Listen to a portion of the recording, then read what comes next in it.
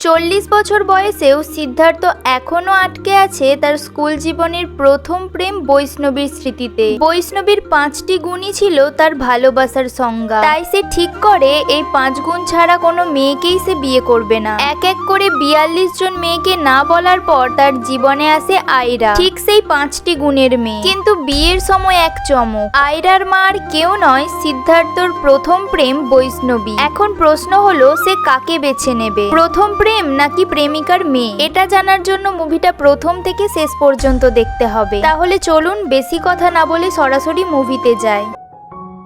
গল্পের শুরুতেই আমরা সিদ্ধার্থ নামের একটা 40 বছর বয়সী ছেলেকে দেখতে পাই। সে পাত্রী দেখতে যাওয়ার জন্য তার মাথার পাকা চুলগুলো কালার করে ঢাকছে। এটা হলো তার লাইফের 42 নাম্বার পাত্রী দেখা। এটা হলো সিদ্ধার্থের বাবা, আর এটা হলো সিদ্ধার্থের দিদি মেঘা। দেখে তো বুঝতেই পারছেন মেঘা এখন প্রেগনেন্ট। সিদ্ধার্থের বাবা মেঘার কাছে এসে বলে, মা একটু দেখিস এই পাত্রীটাকে যেন তার পছন্দ হয়, এই পাত্রীর মধ্যেও যেন সে সেই 5টা গুণ না খুঁজে। বাবার কথা মতো সে সিদ্ধার্থের কাছে এসে তাকে বোঝায়। মেঘা বলে, এই পাত্রীকে যদি তুই পছন্দ না করিস তাহলে তো তুই ইউএসএ তে চলে যাবি, তাহলে কি তুই আর বিয়ে করবি না? এই পাত্রীটাকে তুই অন্তত রিজেক্ট করে দিস না। সিদ্ধার্থ বলে, দেখ দিদি, যে মেয়ের মাঝে সেই 5টা গুণ নেই তাকে আমি কিছুতেই বিয়ে করতে পারবো না। তারপর সিদ্ধার্থ তার বাড়ির সবাইকে নিয়ে পাত্রী দেখতে আসে। কিন্তু পাত্রী দেখতে এসে সে পাত্রীর সাথে আলাদাভাবে কথা বলে বুঝতে পারে তার মধ্যে সেই 5টি গুণ নেই। তার মানে এই পাত্রীও রিজেক্ট। বিজয় এখনো বৈষ্ণবীকে ভালোবাসে, তাই সে ঠিক করেছে সে যাকে বিয়ে করবে তার মধ্যে যেন বৈষ্ণবীর মধ্যে যা যা গুণ ছিল সেগুলো সবই থাকে। বিজয় তার বন্ধুদের বলে, বৈষ্ণবী আমার স্কুলের সিনিয়র ছিল, রেজাল্টের দিন আমি ফেল করেছিলাম বলে আমার মনটা অনেক খারাপ ছিল, কিন্তু আমি সেই সময় দেখলাম বৈষ্ণবী অনেক খুশি ছিল, আর তার হাসি মাখা মুখটা দেখে আমার মুখেও হাসি ফুটে উঠেছিল। বৈষ্ণবী আমার দিকে এমন ভাবে তাকিয়েছিল তখনই আমি বুঝতে পারলাম যে চোখে চোখেও কথা বলা যায়। আমাদের স্কুলের বেশিরভাগ মেয়েরা যেমন চকলেট দিলেই পটে যেত, কিন্তু সে একমাত্র মেয়ে ছিল যে কখনোই চকলেটে পটে যেত না। ক্লাসের সবাই ব্ল্যাকবোর্ডে নানা কথা লিখতো, কিন্তু সেই একমাত্র ছিল যে পজিটিভ ছাড়া নেগেটিভ কোনোদিনই লিখতো না। সবাই যেমন স্কুলে কাজ করা ব্যক্তিদের সাথে খারাপ ব্যবহার করত, কিন্তু সে কখনো কারো সাথে খারাপ ব্যবহার করত না। এগুলোই হলো তার গুণ। সিন কাট হয়ে চলে আসে 2 সপ্তাহ পরে। তার তো প্লেন ছাড়ার সময় হয়ে গেছে, তাই সে তাড়াহুড়ো করে যেতে যেতে হঠাৎই একটা মেয়ের সাথে তার ধাক্কা হয়। মেয়েটির সাথে ধাক্কা হওয়ার পরেও মেয়েটি তার সাথে নম্রভাবে কথা বলে। এটা দেখার পর হঠাৎই সিদ্ধার্থর মনে পড়ে যায় বৈষ্ণবীও তো এইরকম মানুষের সাথে নম্রভাবেই কথা বলতো। তার মানে তো এই মেয়েটি একটা পয়েন্টে পাস করে গেল। মেয়েটিও যেহেতু এয়ারপোর্টে যাচ্ছিল, তাই সিদ্ধার্থ তার সাথে পরিচিত হওয়ার বাহানায় দুজনে একসাথে কফি খেতে খেতে যেতে থাকে। সিদ্ধার্থ তাকে জিজ্ঞাসা করে, তোমার আর আমার কি সেম ফ্লাইট? মেয়েটি বলে, না, আপনার পরের ফ্লাইটটাই আমার ফ্লাইট। তাদের গল্প করতে করতে সিদ্ধার্থর প্লেন ছাড়ার সময় হয়ে গেলে মেয়েটিকে বাই জানিয়ে চলে যায়। যাওয়ার সময় সিদ্ধার্থ পেছন ঘুরে তাকালে মেয়েটিও দেখি সিদ্ধার্থর চোখের দিকে তাকিয়ে তার চোখের ভাষায় সামনের দিকে তাকাতে বলে। এটা দেখার পর সিদ্ধার্থর মাথায় আসে এই মেয়েটি তো চোখের ভাষাতেও কথা বলতে পারে, তাহলে তো বৈষ্ণবীর গুণের সাথে এই মেয়েটির আরো একটা পয়েন্ট মিলে গেল। তারপর সিন কাট হয়ে চলে আসে সিদ্ধার্থর একটা বন্ধু সাত্তিয়ার কাছে। সাত্তিয়া হলো একটা কলেজের টিচার, আর এটা হলো সাত্তিয়ার স্ত্রী জানবি। সাত্তিয়া আর জানবি এয়ারপোর্টে এসেছে সিদ্ধার্থকে রিসিভ করতে। সিদ্ধার্থ সাত্তিয়াকে দেখেই ইমোশনাল হয়ে তাকে বলতে থাকে, আজকে আমি এয়ারপোর্টে একটা মেয়েকে দেখেছি, সে সব মেয়ের থেকে একদমই অন্যরকম। তার সাথে আমি ধাক্কা খেয়েছি, কিন্তু তবুও সে রাগ না করে আমার সাথে নম্রভাবে কথা বলেছে। এমনকি সে চোখে চোখেও কথা বলতে পারে। প্রত্যেকটা মেয়ের মাঝে যে 5টা গুণ আমি খুঁজে বেড়াই তার মধ্যে 2টো গুণ তার মধ্যে রয়েছে। পরের ফ্লাইটেই সে এখানে আসবে। মেয়েটিকে এখন কিভাবে খুঁজে পাওয়া যাবে তুই সেটার ব্যবস্থা কর। এরপর আমরা সাত্তিয়াকে দেখি সে একটা বোর্ডে ফিবি নাম লিখে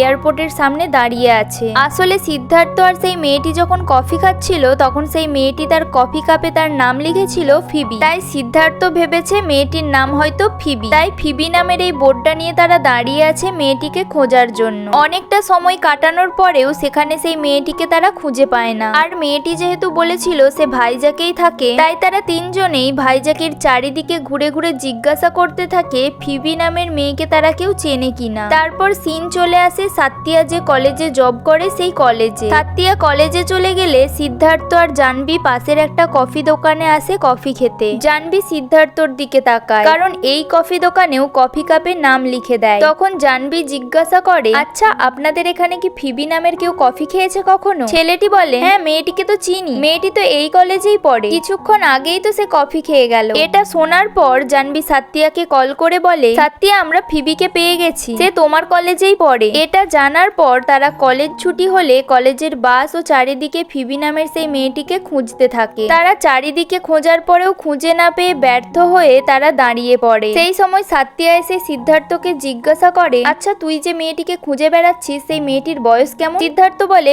ওই 20 মতো। সাত্তিয়া বলে, মেয়েটিকে তাহলে আর খোঁজার দরকার নেই, দুজনের বয়সের তফাৎ দেখেছো? মেয়েটির বয়স কোথায় 20 আর ওর কোথায় 40। সেই সময় কফি শপের সেই ছেলেটি দৌড়ে এসে বলে, স্যার এক্ষুনি ওইদিকে ফিবিকে দেখলাম। তারপর ছেলেটির কথা শুনে তারা সেখানে এসে ফাইনালি ফিবিকে খুঁজে পায়। তখন সাত্তিয়া বলে, এর নাম তো ফিবি নয়, এর নাম তো আয়রা, রোল নাম্বার 39। ক্লাসে তো একটুকু পড়াশোনা করে না, সারাদিন শুধু পড়ে পড়ে ঘুমায়। সাত্তিয়ার কোনো কথা না শুনে সিদ্ধার্থ মেয়েটির কাছে গেলে মেয়েটি তো তাকে দেখে খুব অবাক হয়। তারপর তারা কফি নিয়ে হাঁটতে হাঁটতে দুজনে গল্প করতে থাকে, আর তাদের গল্প করার মাঝে আয়রার কয়েকটা বন্ধুর সাথে তার দেখা হয়। এটা দেখার পর সিদ্ধার্থ মনে মনে খুশি হয়ে ভাবতে থাকে, এর অনেকগুলো ফ্রেন্ড আছে আর বৈষ্ণবীরও অনেক বন্ধু ছিল, তার মানে আরো একটা পয়েন্ট মিলে গেল। আয়রা তাকে বাই জানিয়ে চলে যেতে গেলে পেছন থেকে সিদ্ধার্থ তাকে ডেকে বলে, আচ্ছা তুমি আমার বিষয়ে কোনো কিছু লিখতে পারবে? আয়রা বলে, কেন? সিদ্ধার্থ বলে, না এমনি। আয়রা তার ব্যাগ থেকে দুটো বিস্কুটের প্যাকেট বের করে বলে, তোমাকে নিয়ে আমার কিছু লেখার নেই, তবে এগুলোর মধ্যে যা যা লেখা আছে এগুলো সবই আমার মন থেকে লিখেছিলাম। এই বলে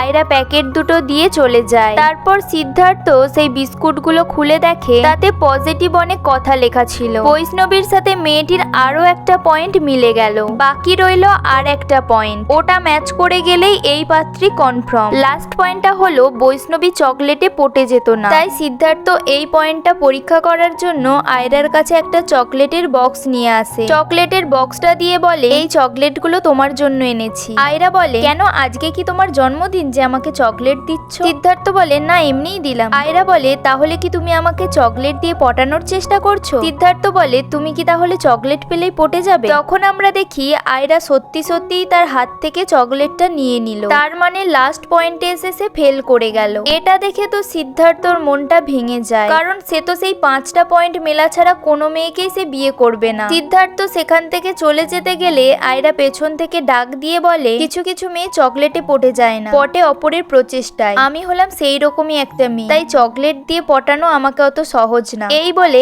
আয়রা সেই চকলেটগুলো বাচ্চাদের দিয়ে দেয়। আয়রার কথাগুলো শুনে তো সিদ্ধার্থ খুব খুশি হয়, কারণ তার 5টা পয়েন্টই তার সাথে মিলে গেছে। আর আয়রার সাথে এই 5টা পয়েন্ট মিলে যাওয়ার কারণে সিদ্ধার্থ তাকে বিয়ে করার জন্য এতটাই পাগল হয়ে যায় যে আমেরিকার এত ভালো চাকরি ছেড়ে আয়রার কাছাকাছি থাকার জন্য আয়রারই কলেজে শিক্ষক হিসেবে যোগ দেয়। সিদ্ধার্থর এইরকম পাগলামি আবার আয়রার মন ছুঁয়ে যায়। তারপর তাদের মাঝে ধীরে ধীরে ভালোবাসা তৈরি হয়। সিদ্ধার্থ এবার প্রথমবারের মতো অনুভব করে সে হয়তো তার স্কুল লাইফের ভালোবাসাকে ভুলে নতুন করে জীবন শুরু করতে পারবে। আয়রাও সিদ্ধার্থকে বিয়ে করতে রাজি হয়ে যায়। সিদ্ধার্থ তো প্রচন্ড খুশি হয়, কারণ 40 বছর বয়সে এসে ফাইনালি সে বিয়ে করতে চলেছে। তাই সিদ্ধার্থ পরের দিনই তার দিদি মেঘাকে নিয়ে আয়রার মায়ের সাথে বিয়ের কথাবার্তা বলতে আসে। সবকিছুই তো ঠিকঠাক ভাবে চলছিল, কিন্তু সিদ্ধার্থ যখন তার দিদিকে নিয়ে আয়রার মায়ের সাথে দেখা করতে আসে তখন তো সিদ্ধার্থ অবাক হয়ে যায়, কারণ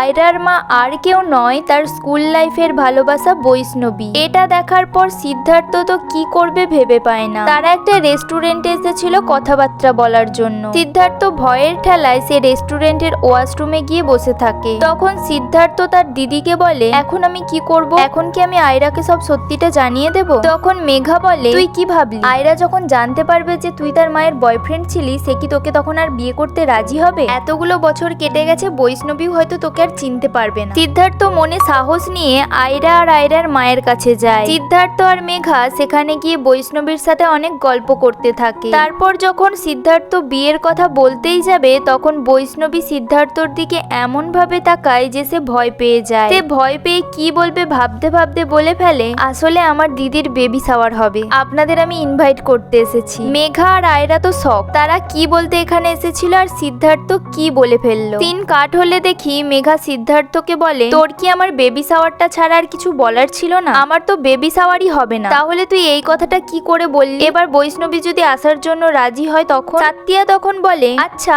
আয়রা যদি সত্যিটা জেনে যায় তখন কি হবে? সিদ্ধার্থ বলে, কেউ যদি কিছু না বলে তাহলে তো জানতেই পারবে না। মেঘা বলে, কেউ কিছু না বললেও একটা কারণে সে জেনে যাবে, কারণ আয়রাকে তুই যে ইয়াররিংটা গিফট করেছিস না, ওটা তো তুই বৈষ্ণবীকেও দিয়েছিলি। ইয়াররিংটা যদি বৈষ্ণবী একবার দেখে ফেলে তাহলে তো সে চিনতে পেরে যাবে, আর তখনই সব জানাজানি হয়ে যাবে। আসলে স্কুল লাইফে সিদ্ধার্থ বৈষ্ণবীকে একটা ইয়াররিং গিফট করেছিল, যেটার জন্য বৈষ্ণবীর বাবা তাকে স্কুলে একবার প্রচন্ড অপমান করেছিল, আর সেই ইয়াররিংটাই সে সযত্নে রেখে দিয়েছিল তার হবু বউকে দেওয়ার জন্য। সিদ্ধার্থ তখন ভাবে যেভাবেই হোক ওই ইয়াররিংটা আয়রার কাছ থেকে নিয়ে নিতে হবে। এটা ভেবে সে মাঝরাতে আয়রার রাগ ভাঙানোর জন্য তার বাড়ির কাছে যায়। আয়রা তার মায়ের চোখকে ফাঁকি দিয়ে লুকিয়ে লুকিয়ে সিদ্ধার্থকে তার রুমের ভেতরে নিয়ে আসে। সিদ্ধার্থ কোনো রকম ভাবে আয়রার রাগ ভাঙায়। সিদ্ধার্থ তো এখানে এসেছে ইয়াররিংটা খোঁজার জন্য, তাই আয়রার রাগ ভেঙে গেলে সে জল আনার বাহানায় তাকে নিচে পাঠায়। আয়রা রুম থেকে বেরিয়ে গেলে সিদ্ধার্থ রুমের চারিদিকে সেই ইয়াররিংটা খুঁজতে থাকে। ইয়াররিংটা খুঁজতে খুঁজতে হঠাৎই সিদ্ধার্থ কয়েকটা কাগজ দেখতে পায়। সেই সময় আবার আয়রা সেই রুমে জল নিয়ে চলে আসে। আয়রা চলে এলে সিদ্ধার্থ তাকে বলে, আসলে তোমার ছোটবেলার এই স্মৃতিগুলো একটু দেখছিলাম। তখন আয়রা বলে, এগুলো ছোটবেলারই স্মৃতি, তবে এগুলো আমার নয়, আমার মায়ের। সিদ্ধার্থ হাতে থাকা কাগজটা খুলতেই দেখে এগুলো হলো সেই চিঠি যেগুলো সিদ্ধার্থ স্কুল লাইফে বৈষ্ণবীকে দিয়েছিল, আর বৈষ্ণবী আজও সেই চিঠিগুলো যত্ন করে রেখে দিয়েছে। এটা দেখে তো সিদ্ধার্থ থ মেরে দাঁড়িয়ে যায়। তখন আয়রা বলে, তুমি এখানেই দাঁড়াও, মা মনে হয় জেগে গেছে, আমি দেখে আসছি। এরপর আয়রা চলে যাওয়ার পর সিদ্ধার্থ আয়রার ব্যাগ থেকে ফাইনালি সেই ইয়াররিং এর বক্সটা খুঁজে পায়। দিন কাট হয়ে চলে আসে পরের দিন। মেঘা তার বাবাকে ফোন করে বলে, বাবা তুমি যদি সিদ্ধার্থর বিয়েটা দিতে চাও তাহলে প্লিজ আমার বেবি শাওয়ারটা করাও। তার বাবা বলে, তুই তো এখন শ্বশুর বাড়িতে আছিস, তাই এগুলো তো তোর শ্বশুর বাড়ির পক্ষ থেকে করার কথা। মেঘা বলে, বাবা এরা তো করতে চাইছে না, তুমিই করো না। দিন কাট হয়ে চলে আসে মেঘার বেবি শাওয়ারের দিনে। অনুষ্ঠানের জন্য তো রান্না বান্না সমস্ত কিছুই শুরু হয়ে গেছে। তখন আমরা দেখি গাড়ি থেকে আয়রা আর তার মা বৈষ্ণবী নামছে। বৈষ্ণবী আর আয়রা তো সিদ্ধার্থের ফ্যামিলির সাথে সারাদিনটা বেশ ভালোই কাটায়, কিন্তু যখন তারা তাদের বাড়ি থেকে চলে যেতে যাবে তখন আবার আয়রার ক্লাসমেটরা সেখানে চলে আসে। আসলে সিদ্ধার্থ যেহেতু তাদের কলেজের প্রফেসর, তাই তাদেরকেও বেবি শাওয়ারে ইনভাইট করেছিল। বৈষ্ণবী তাদের জিজ্ঞাসা করে, তোমরা এখানে কেন? তখন তারা বলে, প্রফেসর সিদ্ধার্থ স্যার তো আমাদের ইনভাইট করেছে। বৈষ্ণবী তো এই কথাটা শুনে অবাক হয়, কারণ আয়রা যখন প্রথমবার সিদ্ধার্থের সাথে তার মাকে দেখা করাতে নিয়ে যায় তখন আয়রা তার মাকে মিথ্যে কথা বলে। সে তার মাকে বলেছিল সিদ্ধার্থ তার ক্লাসের সিনিয়র। তারপর সিন কাট হলে আমরা দেখি ফাইনালি সিদ্ধার্থ আয়রার সাথে বিয়ের কথাটা বৈষ্ণবীকে বলে দেয়। তখন বৈষ্ণবী বলে, তার মানে তোমরা আমাকে এতদিন যা যা বলেছিলে সব মিথ্যে বলেছিলে, তুমি তার মানে ওর সিনিয়র নও? এই বলে বৈষ্ণবী রেগে গিয়ে আয়রার হাত ধরে সবার মাঝখান থেকে তাকে টেনে বাড়িতে নিয়ে চলে যায়। তারপর বৈষ্ণবী বাড়িতে এসে তাকে বুঝিয়ে বলে, এই রিলেশন তোমাদের টিকবে না, এটা জাস্ট তোমাদের আবেগ, দেখবে কয়দিন পর এটা হারিয়ে যাবে। তখন আয়রা বলে, আমিও প্রথমে এটাই ভেবেছিলাম, তবে সে আমার ধারণাটাকে বদলে দিয়েছে, আর আজকে তুমি যখন থেকে আমাকে সবার সামনে থেকে টেনে নিয়ে আসলে তারপর থেকে সে আমাদের বাড়ির বাইরে এখনো দাঁড়িয়ে আছে, বিশ্বাস না হলে গিয়ে দেখে আসতে পারো। এটা শোনার পর বৈষ্ণবী ব্যালকনিতে গেলে দেখে সত্যি সত্যিই সেখানে সিদ্ধার্থ দাঁড়িয়ে আছে। এটা দেখে বৈষ্ণবী রেগে গিয়ে আয়রাকে বলে, কাল থেকে তোমার বাড়ি থেকে বেরোনো বন্ধ, আর যদিও কোথাও যেতে হয় সঙ্গে করে আমি যাব। সিদ্ধার্থ বুঝতে পারে আয়রা তার পক্ষে থাকলেও আয়রার মা বৈষ্ণবী তার বিপক্ষে চলে গেছে। এরপর থেকে সিদ্ধার্থ বৈষ্ণবীকে মানানোর চেষ্টা শুরু করে। সে প্রতিদিনই অনেক রকম ভাবে সরি বলার চেষ্টা করে এবং তাকে নানা রকম ভাবে বোঝাতে শুরু করে যে সে সত্যিই আয়রাকে ভালোবাসে, কিন্তু বৈষ্ণবী তো তার কোনো কিছুতেই গলে যায় না, বরং তার এই রকম সারাক্ষণ ফলো করায় সে বিরক্ত হয়ে যায়। সিদ্ধার্থর পাগলামি দেখে বিরক্ত হয়ে গিয়ে বৈষ্ণবী তার বাবার কাছে গিয়ে সব ঘটনা খুলে বলে। তখন আয়রার দাদু বলে, চিন্তা করিস না, ছেলেটিকে মেরে আমি কলেজ থেকে বের করে দেওয়ার ব্যবস্থা করছি। বৈষ্ণবী বলে, তাহলেই কি সমস্যার সমাধানটা হয়ে যাবে? তখন তার বাবা বলে, হ্যাঁ অবশ্যই, মনে আছে তোর সেই স্কুল লাইফের কথা? স্কুলে একটা ছেলে তোর পেছনে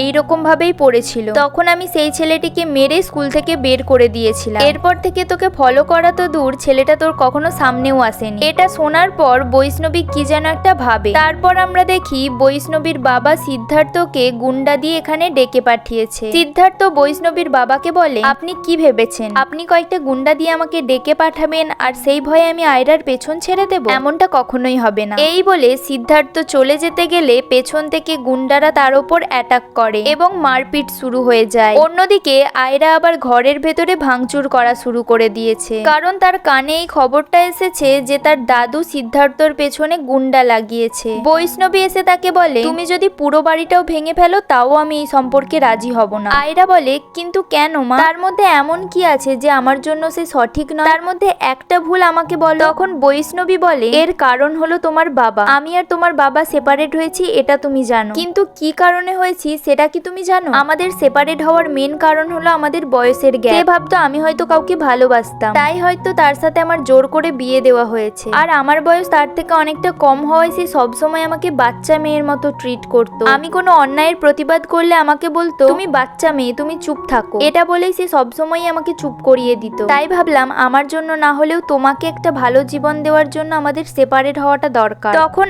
আয়রা বলে, বয়সের পার্থক্য আছে বলে এই নয় যে বাবা আর সিদ্ধার্থ একই রকম। সব সম্পর্কের মধ্যেই ঝগড়া হয়, এটাতে বয়স কম বেশির কোনো ব্যাপার নেই। একসাথে থাকার জন্য ভালোবাসার দরকার। তুমি সেই মানুষটাকে বিয়ে করেছিলে যাকে তুমি ভালোবাসতে না, আর আমি তাকে বিয়ে করতে চাইছি যাকে আমি ভালোবাসি। তাই তোমার আর আমার স্টোরি দুটো সম্পূর্ণ আলাদা। সিন কাট হলে আমরা দেখি বৈষ্ণবী সিদ্ধার্থের সাথে একটা রেস্টুরেন্টে দেখা করতে এসেছে, আর আমরা বৈষ্ণবীর মুখ দেখেই বুঝতে পারি যে সে সিদ্ধার্থ আর আয়রার বিয়ের ব্যাপারে রাজি হয়ে গেছে। তারপর সিন কাট হয়ে চলে আসে তাদের এঙ্গেজমেন্টের দিনে। ফাইনালি আয়রা আর সিদ্ধার্থের বিয়েটা হতে চলেছে। সবকিছুই তো ঠিকঠাক চলছিল, এঙ্গেজমেন্টও প্রায় হয়েই এসেছে, মাত্র আর একটা রিচুয়ালই বাকি। সেই সময় আবার সিদ্ধার্থর মা পুরোহিত মশাইকে বলে, 1 মিনিট দাঁড়ান, একটা জিনিস দেওয়ার আছে। এই বলে সে ব্যাগ থেকে সেই ইয়াররিং এর বক্সটি বের করে। আসলে এটা তো সিদ্ধার্থ তার বউকে দেওয়ার জন্য এত বছর যত্ন করে রেখে দিয়েছিল। সেই কথাটাই মনে রেখে তার মা এটা বের করে দেয়। সেই ইয়াররিং এর বক্সটা দেখে তো বৈষ্ণবী শক।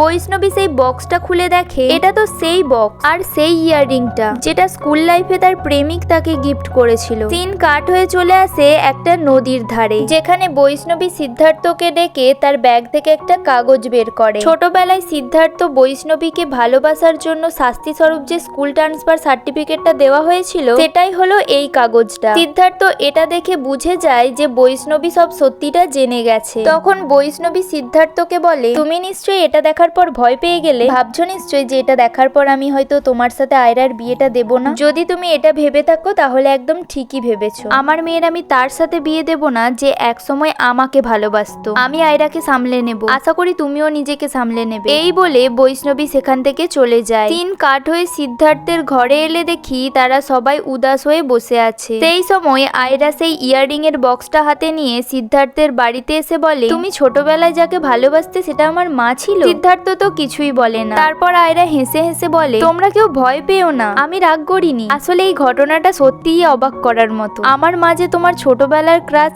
এটা বলা সত্যিই অনেক কঠিন, এটা আমি বুঝতে পারছি, কিন্তু এটা কোনো ব্যাপার না। মাকে মানানো একটু কঠিন হবে, কিন্তু সেটা তুমি আমার ওপর ছেড়ে দাও, আমি ঠিক মানিয়ে নেব। আয়রার মুখে এই সব কথা শুনে তারা সবাই স্বস্তির নিঃশ্বাস ফেলে। তারপর তারা দুজনে অনেক বাধা অতিক্রম করে এক হয়, আর মুভিটি এখানেই শেষ হয়ে যায়। জীবনে কিছু কিছু সম্পর্ক আছে যেগুলো ভাগ্যের মতো, তাদের এড়ানো যায় না, শুধু গ্রহণ করতে হয়। আজকের মুভিটা তোমাদের কেমন লাগলো অবশ্যই কিন্তু কমেন্ট করে জানিও। আর আমি নতুন চ্যানেল খুলেছি, প্লিজ চ্যানেলটা সাবস্ক্রাইব করে দিও।